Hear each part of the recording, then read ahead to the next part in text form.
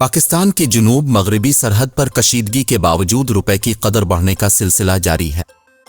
State bank of Pakistan के मुताबिक interbank तबादला में कारोबार के इख्तिताम पर डॉलर का भाव 279 रुपए 90 पैसे है।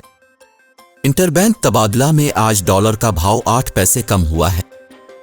इंटरबैंक में गुज़िश्ता रोज डॉलर 12 पैसे सस्ता है कर 279 रुपए 98 पैसे था। वाज़ेह रहे कि इंटरबैंक में कारोबारी हफ्ते में डॉलर 46 पैसे सस्ता हुआ। दूसरी जानिब ओपन मार्केट में डॉलर 23 पैसे महंगा हुआ है। ओपन मार्केट में डॉलर का भाव 280 रुपए 98 पैसे है।